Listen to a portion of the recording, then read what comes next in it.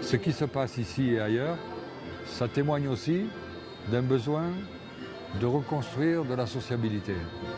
Il y a un déficit de sociabilité énorme dans notre société aujourd'hui, parce que notre société marchande ne produit pas de sociabilité.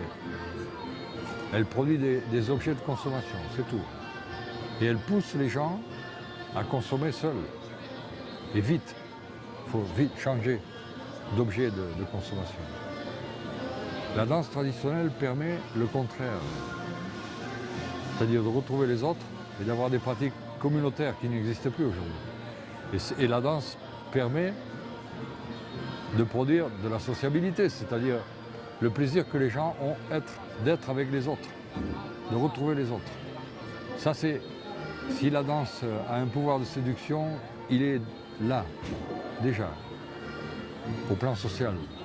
Bon, ensuite, il y a le plan individuel, évidemment, puisque ici se réunissent des hommes et des femmes et qu'il y a forcément des choses qui se passent.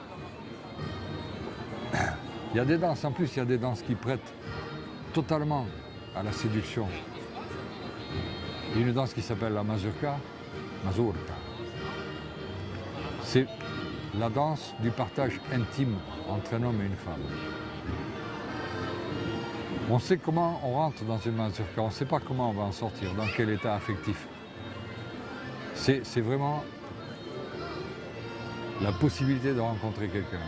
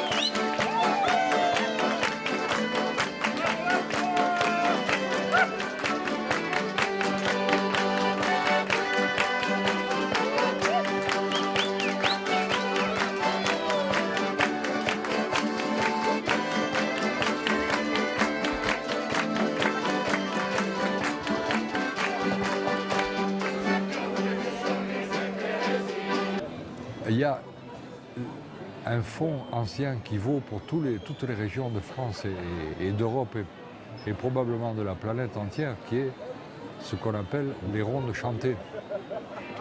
C'est-à-dire le dispositif communautaire en rond, et ce sont les danseurs qui chantent eux-mêmes, qui s'accompagnent avec leur chant. Sachant que les historiens de la danse disent que la ronde chantée, dans la ronde chantée, ce n'est ni la danse, ni le chant. Qui prime, c'est le récit que raconte le chant. Et le chanter et le danser, ce récit, c'est une façon de le mémoriser. Voilà, à l'origine, c'est ça. Puis, la mémorisation des récits cesse d'être nécessaire à la survie du groupe. Ça devient beaucoup plus récréatif. Et c'est la situation qu'on a connue en France jusqu'à la fin du Moyen-Âge, où toutes les campagnes françaises dansaient et chantaient, des rondes chantées, avec des noms différents d'une région à l'autre. En Occitanie, on appelait les rondes chantées les tresques. Le nom qu'on trouvait souvent en France, c'était la carole. Corol en breton, par exemple. Et au début de la Renaissance, s'est produit un phénomène important pour la danse traditionnelle. Dans les milieux aristocratiques, s'est installée une danse qui s'appelait la basse danse, qui était une suite de figures complexes, très techniques, Et une de ces figures s'appelait le branle. Et ce branle avait comme caractéristique de s'être inspiré des rondes chantées. En plus élaboré techniquement au niveau du pas, et les danseurs ne chantaient pas forcément. Dans les milieux aristocratiques, bon, le chant n'est pas forcément présent, mais cette façon, cette figure de la basse danse qui s'appelait le branle est descendue, enfin, est allée des milieux aristocratiques vers les milieux populaires, les milieux paysans en particulier. Parce que cette ressemblance avec la ronde chantée était très séduisante. Mais c'était plus technique que la ronde chantée, qui avait des pas très simples et des mélodies très simples. Il y a eu une complexification en quelque sorte. Et tous les milieux ruraux français ont dansé le branle à partir du début de la Renaissance jusqu'au XXe siècle pour certaines régions.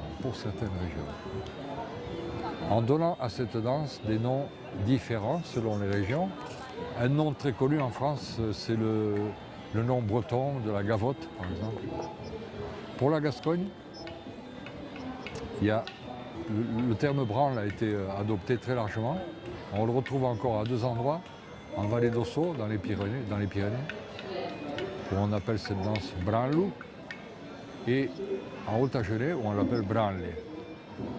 Mais est-ce que c'était différent, donc les balles aristocratiques nobles et ceux de ruraux des paysans? Bien sûr, bien sûr.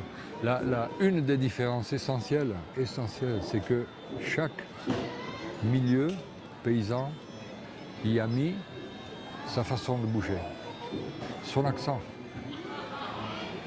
Il y a eu une appropriation générale qui vaut pour toutes les régions, mais il y a eu ce que les historiens de la danse appellent folklorisation, c'est-à-dire que chaque société humaine particulière, chaque culture particulière, culture bretonne, culture gasconne, culture berrissonne, culture poitevine, etc., picarde, provençale, a mis sur ce branle sa façon de bouger, son style de mouvement. Et ça, c'est très important, en fait, parce que un des caractères essentiels de la danse traditionnelle, c'est la façon dont elle parle la danse, avec un accent qui permet de reconnaître l'endroit d'où vient le danseur. On ne danse pas de la même façon une même danse en Bretagne, ou en Catalogne, ou au Pays Basque, ou en Auvergne. La façon de bouger est différente. Ça, c'est un point très important. En Gascogne, le terme branle a été général je pense, jusqu'au début du XIXe siècle, où s'est installé le terme rondeau, mais pour désigner la même chose, c'est-à-dire une danse communautaire en chaîne, ouverte, qui rassemble tout le groupe et qui peut être chantée par les danseurs.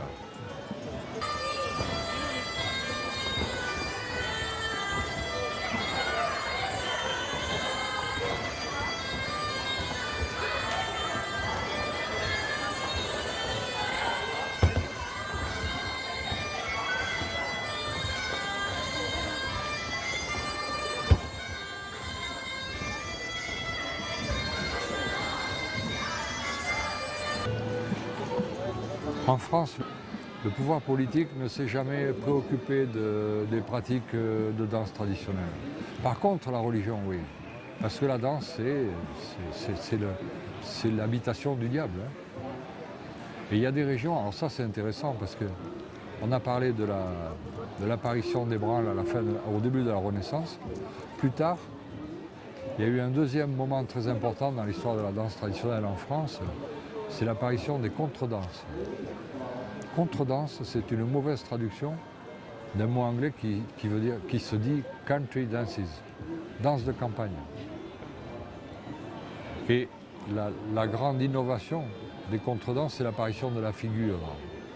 On danse à 4 ou à 8 et il y a des chorégraphies. On se déplace sur le carré, etc. Donc il y a un jeu. On peut jouer. La danse jusque-là était très sociale, hein, plus que récréative. Là, elle devient très récréative.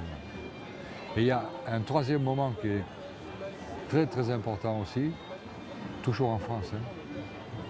C'est au 19e siècle, milieu du 19e siècle, l'apparition des danses en couple. Polka, mazurka, valse, scottish. La permission, la possibilité pour un homme de prendre une femme dans ses bras et de danser avec elle. Là, Venez de l'Église, l'extérieur, quand même. là, l'Église a été furieuse. Il y a des régions, en Bretagne intérieure par exemple, où les gens, le poids de la morale porté par l'Église était si fort qu'ils n'ont pas adopté ni les contredanses dans sa figure, ni, à plus forte raison, les danses en couple. Ils sont restés au branle, à la gavotte. Dans d'autres régions, l'Église était... Donc c'était considéré un doute. péché. Oui, c'est ça, péché. On ne peut pas prendre une femme dans ses bras devant tout le monde. On peut ou on ne peut pas, ça dépend de l'état, de la mentalité, de l'état, du poids de la morale, etc.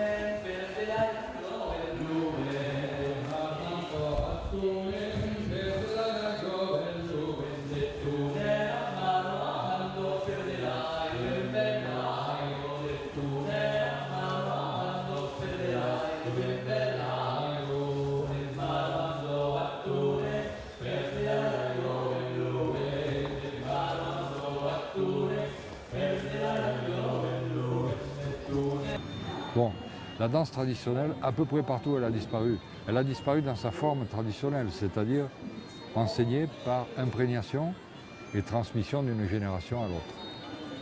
On ne sait pas qu'on apprend. On apprend à danser comme on apprend à parler, à marcher, etc. Ça a disparu pratiquement partout. Ce qui a été mis à la place, c'est ce qui se passe ici.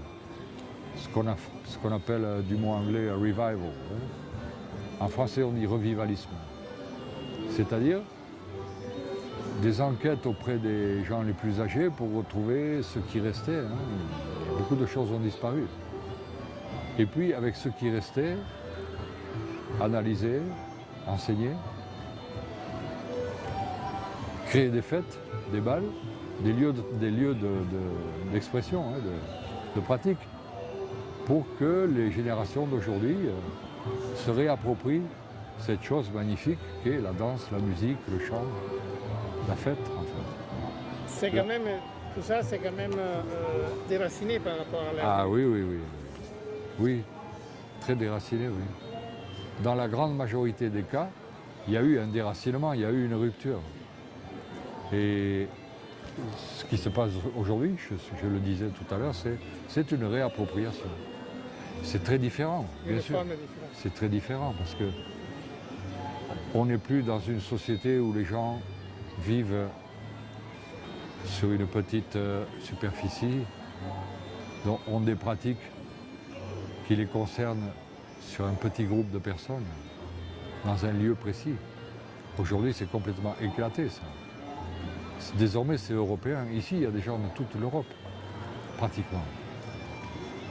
C'est-à-dire des gens qui découvrent des répertoires, parce que chez eux, il n'y a plus rien, et qui ont envie, qui sont séduits par l'esthétique d'une danse, mais qu'elle vienne de Suède ou du Portugal ou du sud de l'Italie. Peu importe. Ce qui compte, c'est danser, se réapproprier des formes de danse, danser avec les autres.